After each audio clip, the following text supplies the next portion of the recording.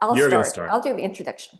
Sure. So welcome everyone. Welcome to Nonprofits Net's first webinar of our 2025-2026 seminar series. This year, our seminar series is themed Strong Roots for Bolder Impact. And it's crafted to help you nurture the essentials of leadership strength, team well-being, strategic clarity, financial confidence, and the adaptive tools that you need to keep your mission thriving in a changing world. I'm Dora Wong, a board member of Nonprofit Net.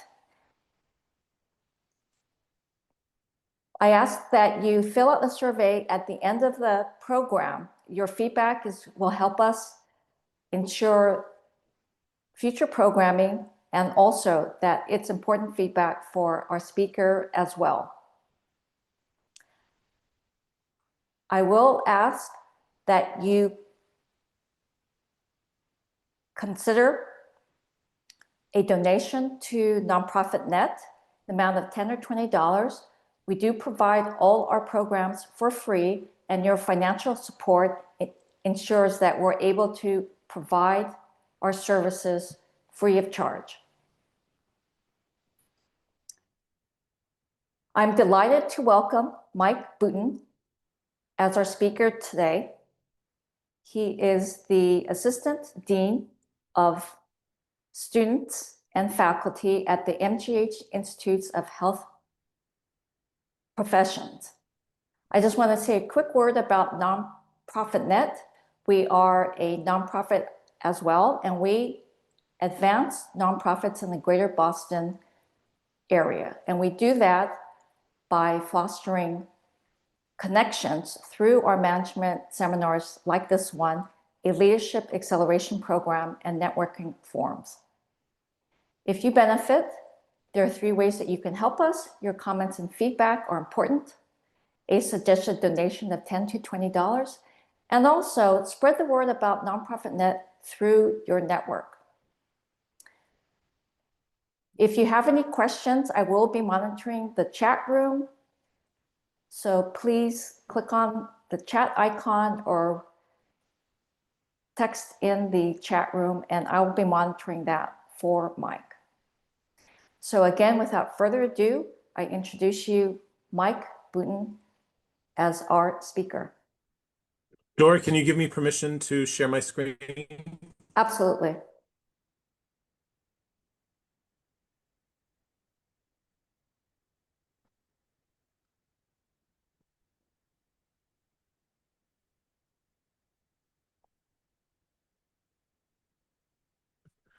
All right, welcome everyone.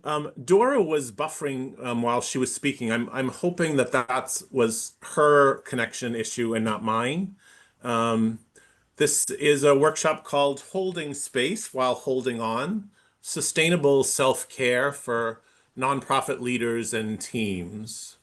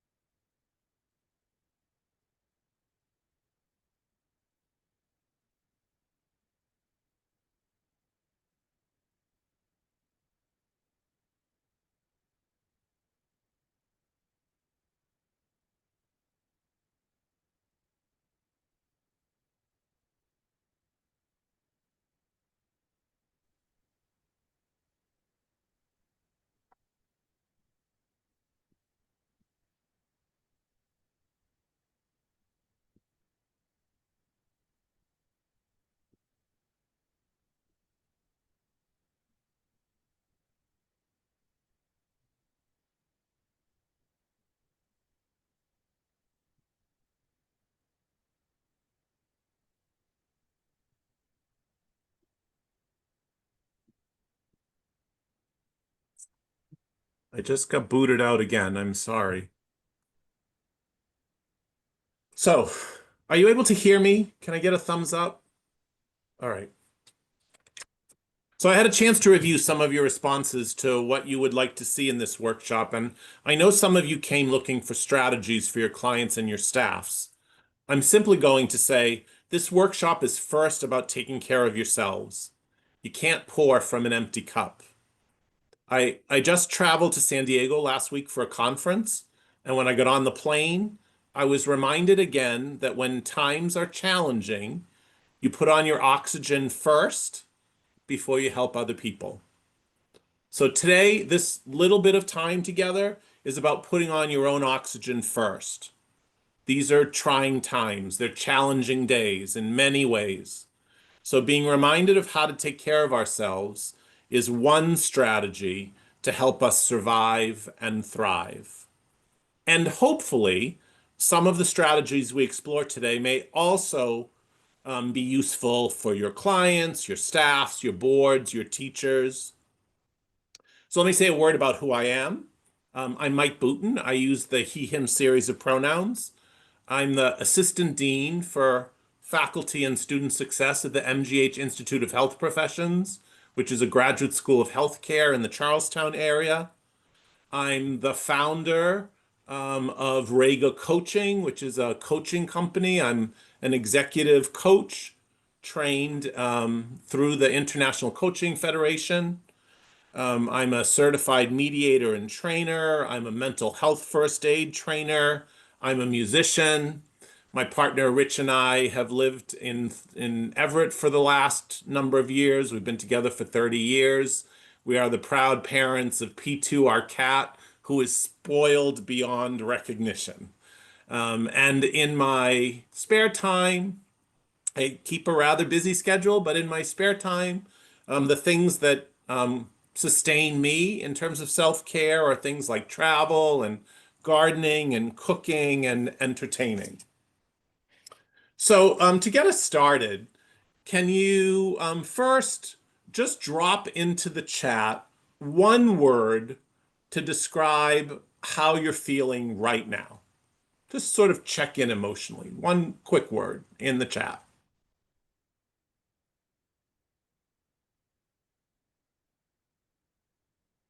And maybe Dora, you could summarize some of what you're seeing, since I don't have access to the chat while I'm sharing my screen. Sure, Sharon is relaxed, which is terrific. Jody is stressed. Morgan's anxious. Eve is exhausted. Hmm. Yeah, I have a feeling we'll see and hear a lot of those. Bithia, if I've pronounced your name correctly, is ready. George is also relaxed. Leslie is so-so. Marcy is interested. And yes, Gail, this is being recorded and it will be shared. Okay, great. Thank you, everyone. Now, what I'd like you to do again in the chat um, is to just take a moment to share in the chat what drew you to the work you do. And then once we've done that in the chat, we're a large group and there's just no way we can sort of manage everyone sharing in order to get it into 45 minutes or so. So drop in the chat what drew you to the work, what keeps you going, and then I'm going to ask 2 or 3 people who are willing to share to unmute themselves and just share with us their responses.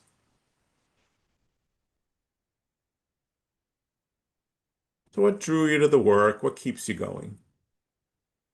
So we have 2 folks who said they want to make a positive impact in other people's lives. So making a difference.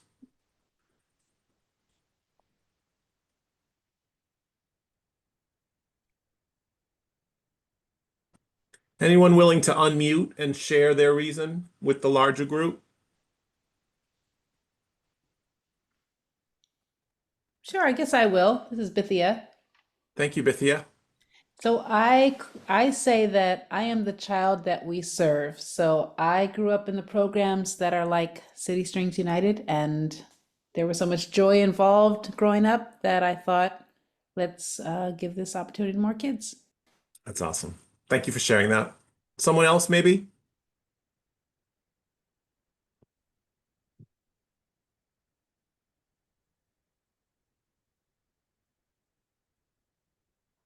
I'll share. Thank you, Leslie.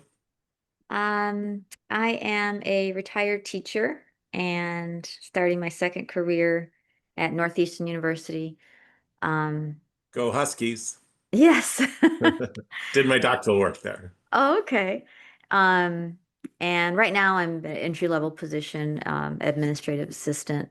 But I still in the field of education, enjoy working with students and work that's mission driven, but definitely need a lot of help with putting myself and my care first. I was referred by a colleague who always is saying, Leslie, have you gotten up? Have you eaten? Have you moved? Have you had water? So I'm glad she Well, referred me. hopefully when we get to the end of this 45 minutes, you'll thank your colleague for that. Yeah. So thank you. Thank you to all of you who just participated. I'm going to move us along. So I move in lots of nonprofit circles because of my work, because of the charitable work that I do. I spent 20 years as a clergy person, so I have and I'm a church musician, so I have sort of lots of nonprofit circles that I move in and out of, and I have lots of opportunities to sort of chat with them anecdotally. And when I listen to my nonprofit colleagues, here's some of the things that I hear them talking about: shrinking resources, less time, more demands. Leaders are being asked to wear multiple hats. Some of those hats, perhaps many of those hats, are hats that they weren't necessarily trained to wear, never thought they'd have to wear. New and competing priorities and needs, shifting priorities, changing politics, and a constant support mode, which leads to burnout. All of that leads to constant chronic stress. A big piece of work for nonprofit leaders is often called emotional labor. It's the emotional stress of having to lead in the midst of all of those competing stressors and struggles and to carry the weight and the pain of all those stories. And I suspect that if we were in a physical room and I could be looking at all of your faces, what I'd be seeing right now is a lot of head nods. So I'm going to encourage you right now to just take a moment and just own all of that weight and pain and stress. And just take a big, deep breath in and out. Now, I'd actually like to move you into dyads, into pairs, for about 5 minutes. Might be less than that. We're a little bit behind. So I'd like to move you into pairs for about 5 minutes and to do a pair and share around around this prompt. When does your compassion feel heavy?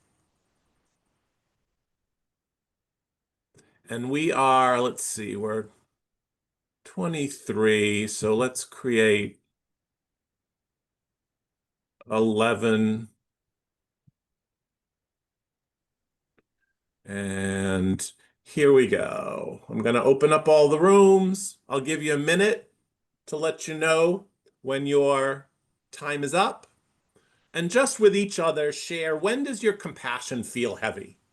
So just click join your breakout rooms, spend about 3 or 4 minutes with each other. Make sure everyone has an opportunity to speak.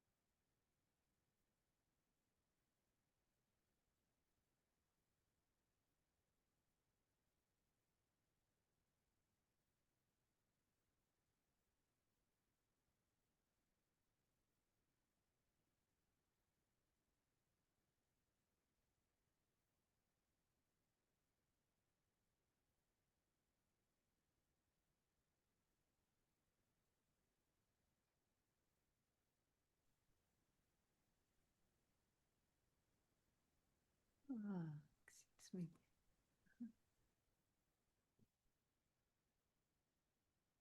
Okay, thank you for that.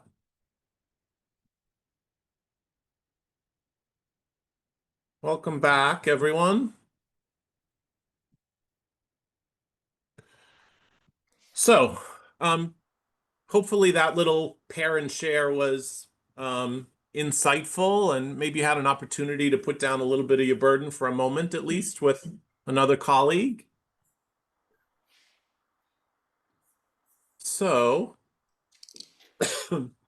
nonprofit leadership right now, especially working with others who are dealing with crisis or trauma, is emotionally exhausting. It's sometimes referred to as secondary trauma. Secondary trauma, sometimes called vicarious trauma, happens when we absorb the emotional pain, fear, and suffering of others through empathetic engagement. Over time, it can lead to symptoms similar to post-traumatic stress, such as hypervigilance, intrusive thoughts, emotional exhaustion, sleep disturbances, and feelings of helplessness. Recognizing the signs of secondary trauma is the first step toward healing and resilience. There's also something in the literature called compassion fatigue. This is the emotional and physical exhaustion that can result from prolonged exposure to the suffering of others. It can manifest as a loss of empathy, feelings of numbness, and difficulty connecting with others. Good. So now we talked about that. Someone is should be muted. Oh, excuse me. Thank you. While distinct, secondary trauma and compassion fatigue can often coexist. They're distinct, but they can coexist. Individuals who work with trauma survivors may experience both the psychological distress of secondary trauma and the burnout of compassion fatigue.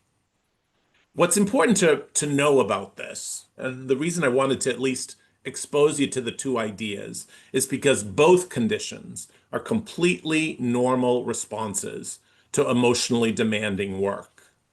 And when you look at the set of symptoms for compassion fatigue or the kinds of responses that come out of secondary trauma, you might well see yourself. And awareness is critical to healing and resistance. So here's what I want to do for the rest of our time. I want to sort of give you some strategies, some techniques. I have three of these, what I like to call micro resets. And rather than do them all together, I've actually spaced them out over the course of our time together. So this is the first one, super easy.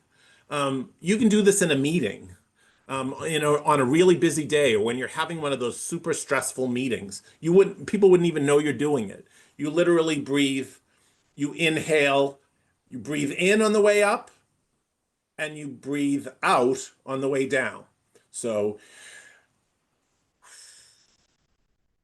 I'm going to ask us all to do it. If it feels more comfortable for you to close your camera to mute your video while you're doing this, but literally with your hand, breathe in and out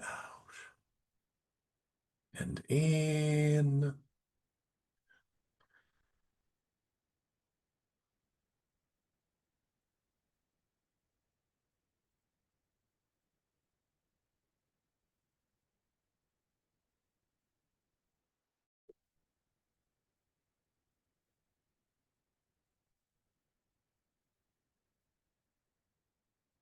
As simple as that.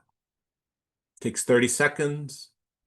The idea is to be very intentional, to not be multitasking, to not be thinking about the meeting, but for those 30 seconds to be focused on your hand, breathing in and out. And just the ability to be able to take that deep breath, which we very rarely do. We spend so much time when we're stressed, especially, doing shallow breathing that just comes from the top of our body. And we desperately need that sort of deep breathing. So one skill for you and to share with others. I want to say some words now about boundaries, empathy, and sustainability. So boundaries, we all need them. I'm hoping we can agree to that. Boundaries help us stay grounded. They help us remain compassionate without becoming overwhelmed. Empathy is the ability to connect with others' feelings. But without boundaries, we absorb all that pain as our own. So some examples of boundaries: not taking work home emotionally, so that your partner, your spouse, your kid, your parent becomes the sort of dumping ground for all of the stuff that you had to process in the course of the day. Not taking work home emotionally, limiting emotional labor outside of your capacity, and simply sometimes saying no. That's sometimes the hardest word for leaders, is literally to like put the tongue on the top of your palate and say no. And your ability to be able to say no really frees you up to be the person you want to be that empathetic, caring leader. So some questions that are worth asking yourself when you're thinking about boundaries: what drains me? And those are the places where you need to say no. And then in terms of empathy, what connects me? What makes me feel grounded? What makes me feel whole? And those are the places you really want to find the room to be able to say yes.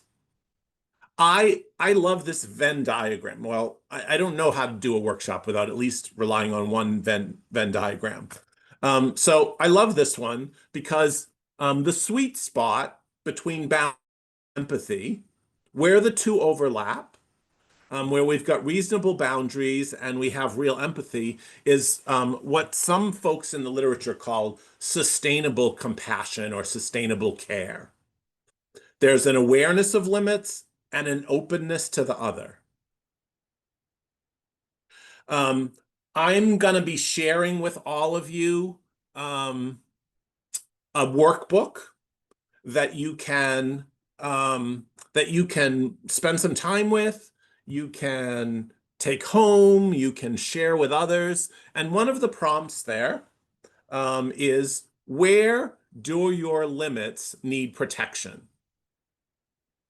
I'm seeing from Marcy a question: do you see sustainable compassion similar to the concept of resilience? They are similar concepts, Marcy, but they're different in that this idea of sustainable compassion is the ability to be empathetic with boundaries, while resilience is the ability to sort of rebound, right? To be able to, like, I think about resilience, especially relative to the concept of a growth mindset. So your ability to sort of navigate challenges and to be able to self-actualize in those moments in a way that doesn't result in defeat or a sense of failure, but instead a sense of possibility. So at least in my understanding of resilience, resilience is more about growth and openness to change. And this is much more about, how am I empathetic as a leader, especially, but with appropriate boundaries? And so the question I, offer up to you is this idea of, where do your limits need protection? Glad I was able to clarify that, Marcy. So I'm gonna just ask you, just in a moment of silence, to think about, where is it that you might need where you need to sort of set some clear boundaries. I'm just going to give you like 30 seconds to think about that. You might want to jot it down somewhere.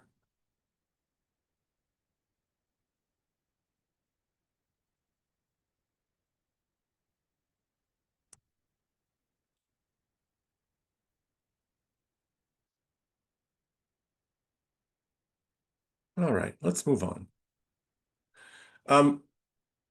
Another sort of way to think about your world is what's sometimes called the circles of control. Imagine that we have 3 circles, one of control, one of influence, and one of cannot control. So the control circle, the one in the center, are the things that are completely in your control. So think about how I respond. Think about my habits. Think about my self-care. All those things are completely in my control. In every situation, I can choose how I react. I choose my habits. I choose my language. I choose the way I dress. I choose the time I spend breathing deep. I choose how much time I sit at the piano and play the piano, which calms me down. I choose how intentionally I eat my lunch. Those are all things that I have completely in my control in any given moment. So that's the center circle. Helpful to be really clear about what those things are. In the next outer ring are the things that you influence, especially as a leader. So think of the things that you don't completely control, but you influence. Like, for example, your team's culture. You have significant influence about that, right? Your attitude, your demeanor, the way that you communicate with your team, the way you communicate workload and time off and need for rest, the client experience. Those are all things that you can influence. You don't have complete control over them. Your team brings something to the table when it comes to team culture. A bad hire brings a lot to the table around team culture. So you don't have complete control, but especially as a leader, you have significant influence. And then in the outer ring, here are the things you cannot control. There are actually a lot of those. Things like funding. You could do your very best marketing campaign, and then for some reason, the economy's in a downturn. Inflation is up. Politics are creating a lot of upheaval, and people aren't giving. You don't have control over that. You don't have control over politics. You don't have control over my emotions. So the place I'd ask you to reflect on again for a few moments is, how does it feel to focus on what's within your control? And I wonder if someone might be willing to unmute and share a response to that prompt. How does it feel to focus on what's within your control?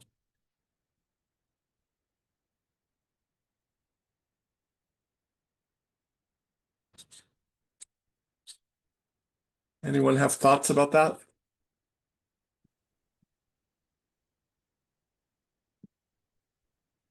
Sure. I'll jump in. I would say empowering. It's helpful. Yeah, Leslie says the same thing, feels more empowering. Great. That's a good place to be in as a leader, right? Rather than, if it feels to me like often we sort of get stuck in this loop of getting stuck in the things in perseverating around the things that are outside of our control. Yes, Marcy, absolutely more sustainable to focus on the things that are in my control, the things that are even in my influence, and not to spend all this time stuck in the cannot control. So in terms of self-care, helpful to sort of shift the paradigm, to shift the focus from where do I spend my time in control and in influence and not worrying about the things that are outside of our control. Good. All right. This is another one of those micro resets, friends. This is just it's called a 1-minute box breathing. There is a whole slew of these available free mindfulness, meditation, self-care kinds of videos. I use them with students all the time. I use them with colleagues, with my team. I've used them with my church choir. I use them in lots of different settings just as a way to sort of ground everyone. And it's just a minute. You literally can like use it on your phone. They're free. Calm.com is a great source, CALM.com. You can do these between your appointments, right on your laptop. So we're going to do this together now. I'm going to actually have to unshare for a moment. I just realized I didn't. When I share my screen, I have to share sound, and I forgot to do that.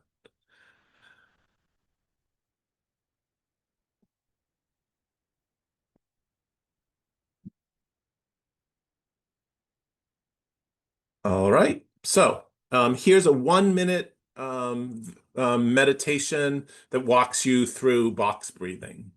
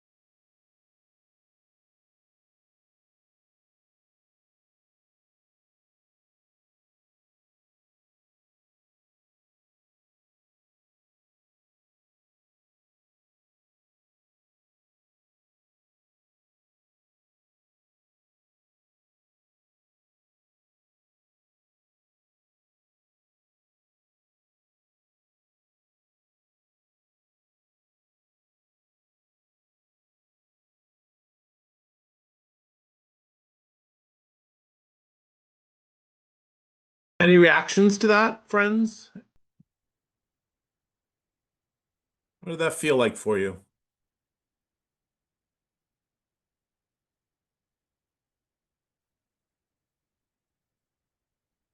Anyone?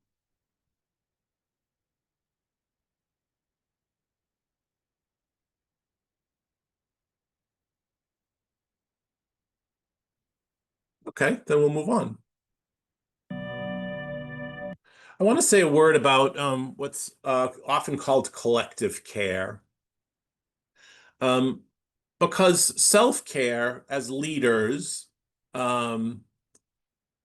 needs to lead to this concept of collective care. We take care of ourselves, and we do that within the context of supporting a community where care isn't just an individual's responsibility, but a shared effort to sustain each other's well-being. And this is where the role of the leader is so important, because we take care of ourselves and we create a culture that cares for everyone within this idea of community. It recognizes healing, resilience, there's your word, Marcy, and resistance, all of which happens in relationship with others. So this idea of collective care is really it's about culture. So it's moving from the individual to the collective, and it's really about culture. It moves beyond self-care by emphasizing community, solidarity, and interdependence. So it includes things like checking in on coworkers, sharing resources, and creating systems. This is where the leader is so impactful, creating systems that reduce isolation or burnout. This is grounded in social justice work. It's really about we take care of us. So when you think about your organizations, can you identify examples of collective care in your respective organizations? Either drop it in the chat or unmute for a moment and share examples of collective care.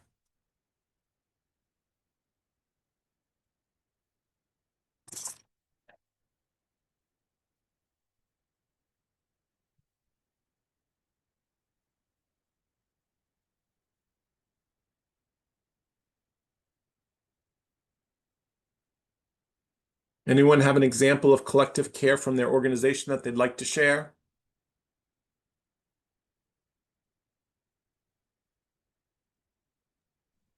I have one I can share. Sure.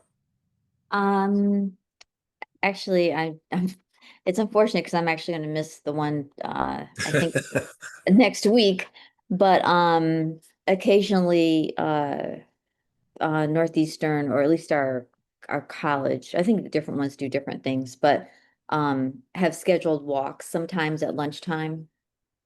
Or, Great. it's kind of like part of mental health, taking a break and connecting with others, because we're all in our own individual areas, and even in the same office, we don't even always connect.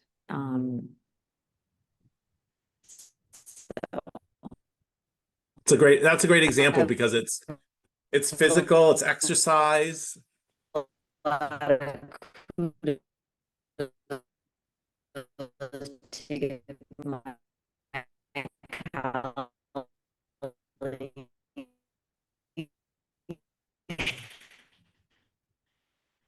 It's great. Dora, do you want to share some of what was in the chat? today. She's gonna be here, but she definitely, yeah.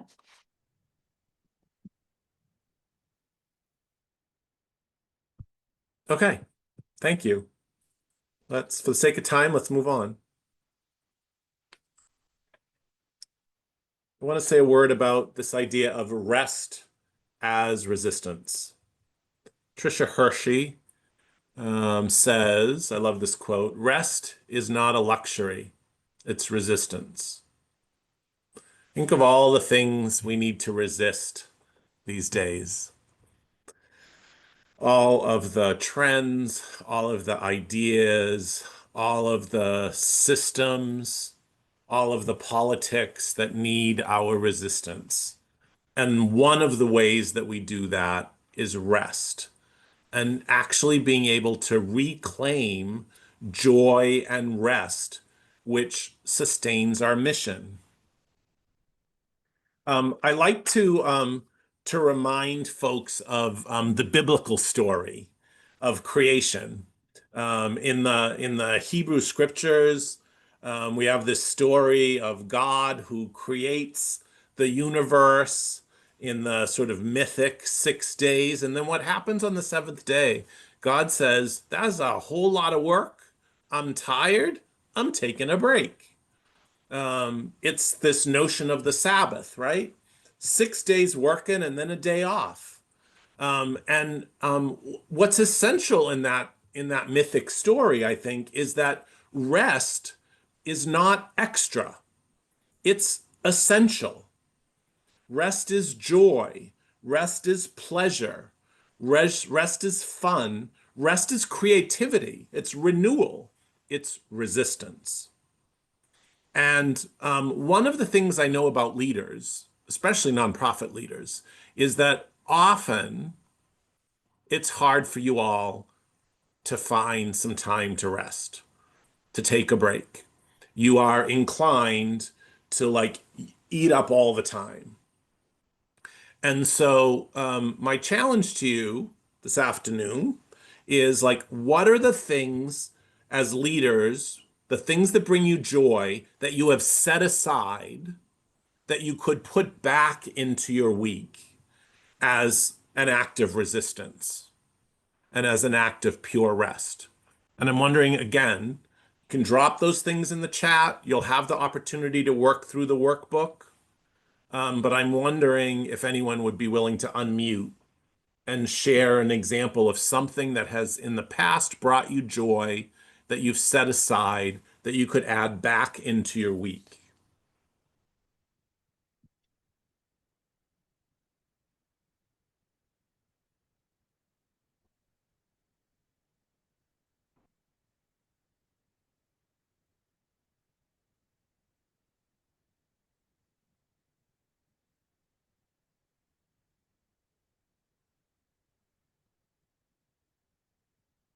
Rachel says playing banjo.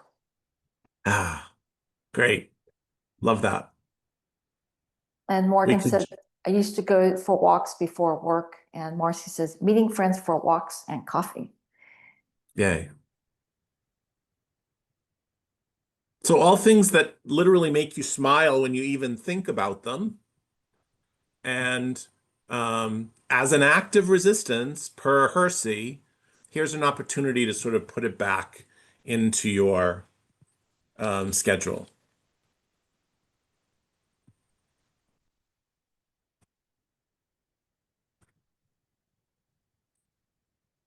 I am simply going to introduce you to this concept because I want to give you some time to actually sit with the workbook and to maybe answer some questions. And I'm so aware of the time fleeing.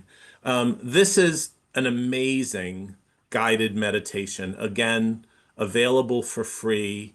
You'll have access to these slides afterwards. If you are dealing with some of that secondary trauma yourself, if you're working with someone who's dealing with some trauma, and it's in the way of their ability to work as part of a team or with you, this is about a 9-minute meditation, which I honestly had hoped we'd have the time to just enter into. It literally is a what's often called a guided meditation. So the person who's talking is taking you through their safe place, which for them is in the woods by running water, and they describe it, and you literally sort of create a visualization in your mind. And that the idea, the evidence behind it is that vision for you of that safe place, whatever that is. For some folks, it's the woods. For other people, it's the ocean. It might be some home on the Cape.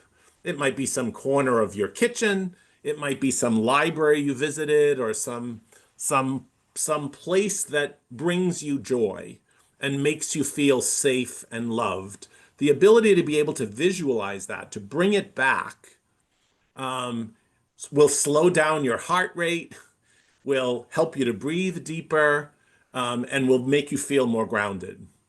There's a ton of evidence behind all of this. This is not just, as a colleague of mine calls it, woo-woo, but indeed like grounded, evidence-based work. And it can be very helpful, but we just don't have 9 minutes together to be able to do it. So it'll be available on the slides. And I'd encourage you to use it for yourselves or to use it with somebody else. All right, I'm going to stop sharing here for a moment. And instead, I am going to share with you. Let me drop into the chat.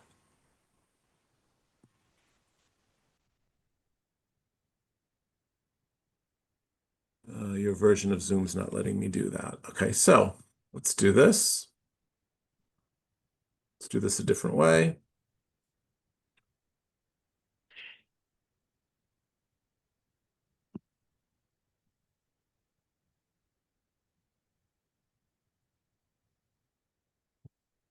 All right, I'm going to share my screen again.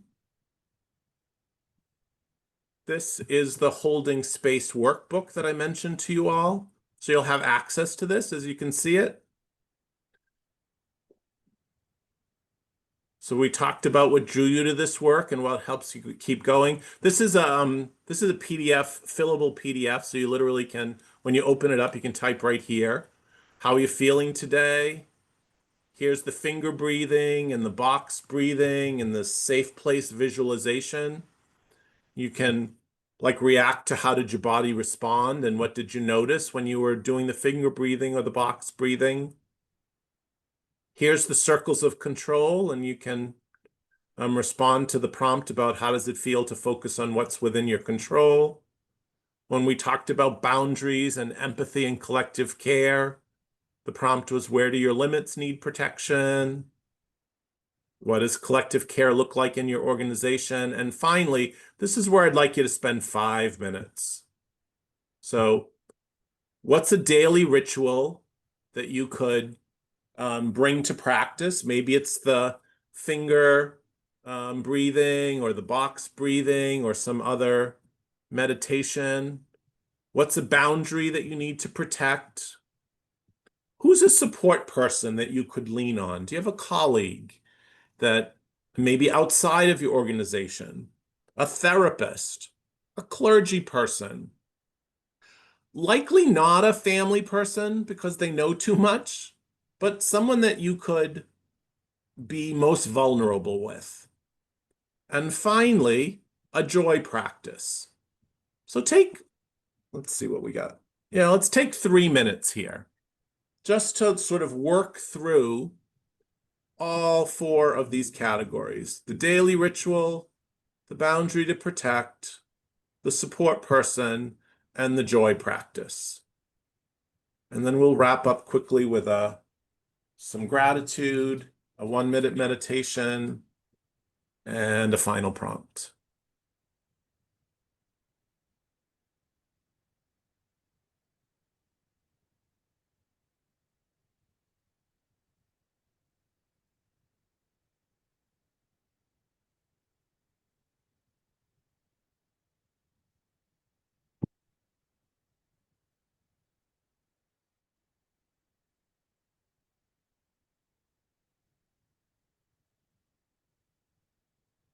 And while we're letting the group do this for a couple of minutes and breathe deep, if anyone wants to unmute and share their response to any of those, feel free to do that.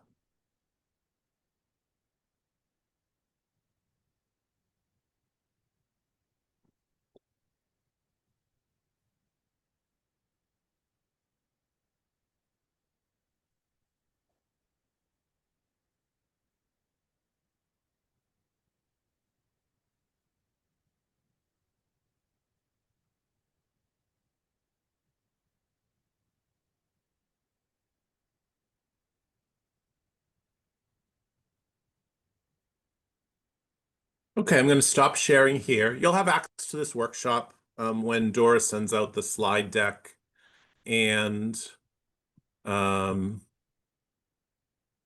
the workbook.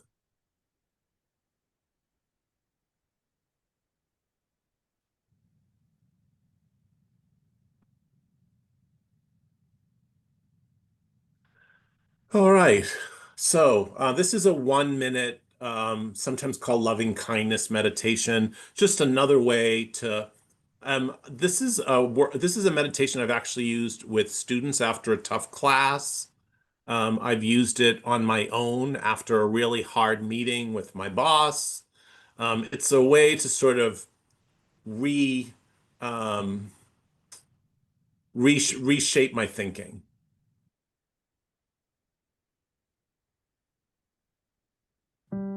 Breathing in slowly and deeply through your nose, and breathing out slowly through your mouth. Silently repeat to yourself, may I be happy. May I be safe. May my heart be at peace. Allowing the loving energy to extend even further to those you care about. As you silently repeat, may you be happy. May you be safe. May your heart be at peace. And now allow that loving energy to stretch out as far and as wide as you can. You can silently repeat to yourself, may we be happy. May we be safe. May our hearts be at peace.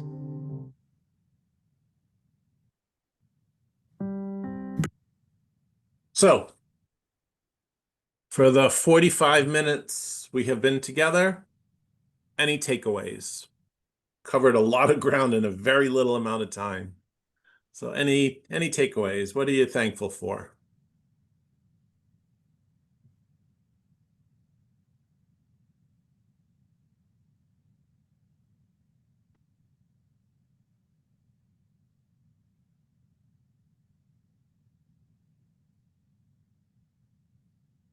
Drop it in the chat, unmute.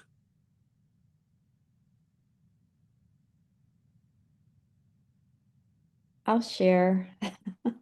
I'm really glad that this session was offered and hope that there are others, especially to have right in the middle of the workday. It makes a big difference.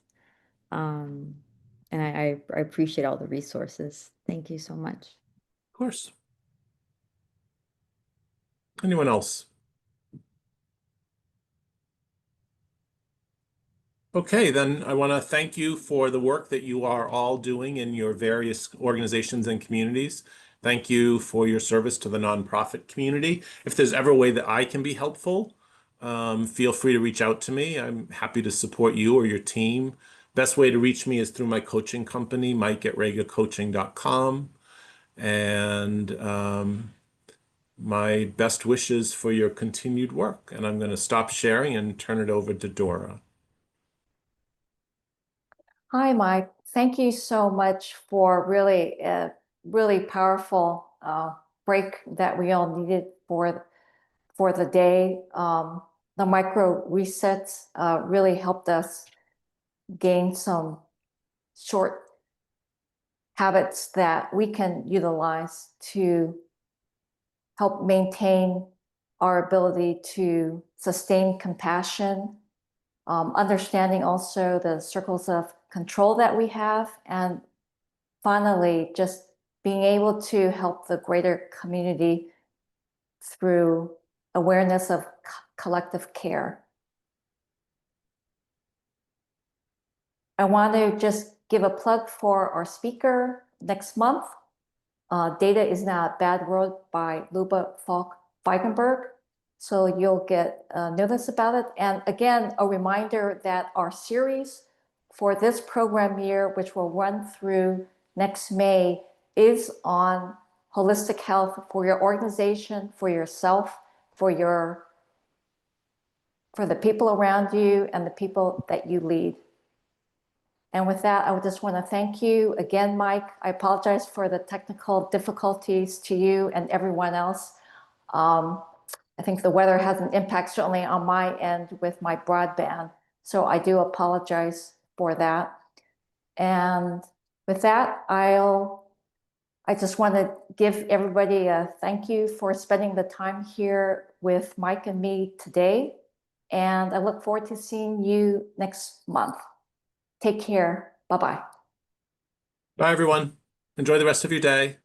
Stay well. Thank you. Bye-bye. Bye-bye.